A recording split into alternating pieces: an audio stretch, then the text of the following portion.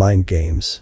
A competition involving the majority of spacefaring species and witnessed by billions, if not trillions of sapients all across the galaxy.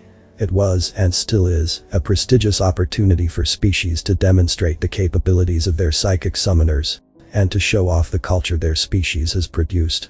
Humans, though new to the scene, wanted to quickly gather prestige across the galaxy, to set themselves apart from weaker races, and to make sure that what enemies we had knew of our strength. I noted this in my holopad as a potential opening paragraph for a section of my memoirs, when I am older and wish to be remembered. As the small tablet pinged to confirm the data was saved, I fell back onto my bed with a sigh. It had been a hectic day for me, and I now just want to sleep for half a day.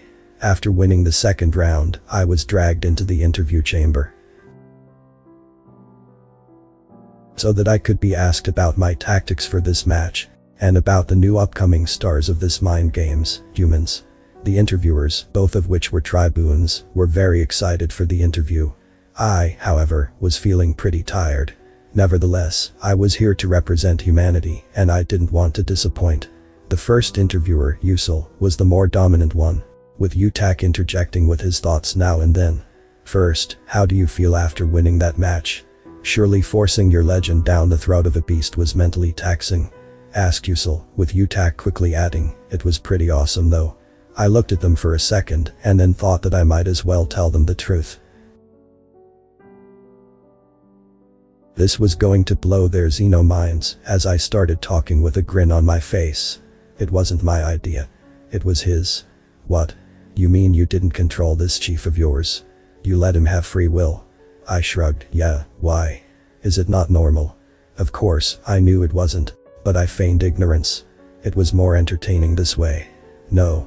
It's not normal, that's why everyone uses teams. You have to control the legends carefully, else the battle plans you make up are likely to be in tatters.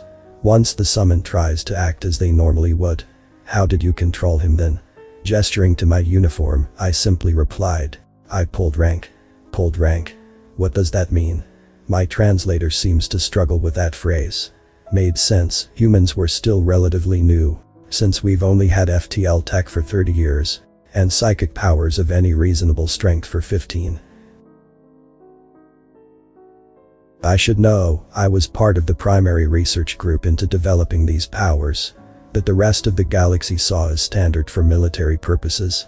It means I used my military rank to persuade him to listen to me. Also, I only guided him, since he's a capable soldier in Legends and can make his own decisions. He jumped into the maw of a giant beast, the size of which made most of the audience scream in terror. You're telling us that? He did so willingly. The tone of shock on willingly was exactly what I and what Coach had wanted. We had a plan to help secure the safety of Terran space. The first was that humans are unorthodox. The first round of me fighting personally, while terrifying, was effective, and the second round had the pleasant effect of only furthering this. Of course he did so willingly in his legend. He is a soldier, one man, against aliens with advanced technology and a sentient parasite that consumes all sentient life. I saw the pair of them bulk as I talked. Some Xenos really didn't seem to get that humans needed enemies. That seemed insurmountable, just to pose a challenge. I deliberately left out that he was genetically and surgically superior in armor that most humans couldn't wear.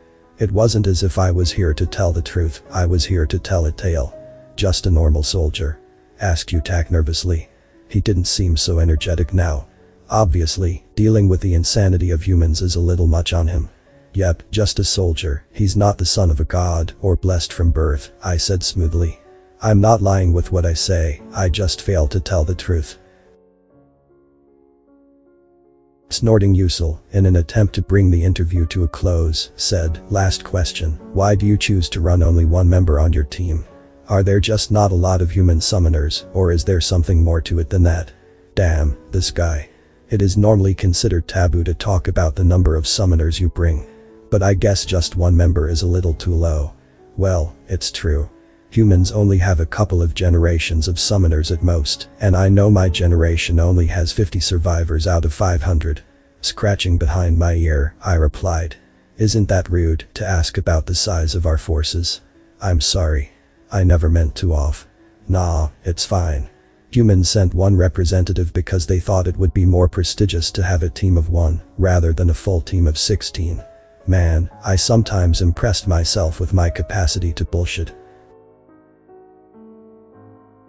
The real reason was that I was the only one willing to play a silly Xeno game, despite the potential importance of performing well in terms of safety and trade. Of course, thank you for being understanding. I let my curiosity get the better of me. Thank you for your time, and thank you viewers for tuning in to watch the 501st Mind Games. With that, I was allowed to leave. Well, leave since I had to wade through a crowd of my recently acquired fans. Can you sign my carapace? What do you think of the competitors? Do you want to hang out with my buddies?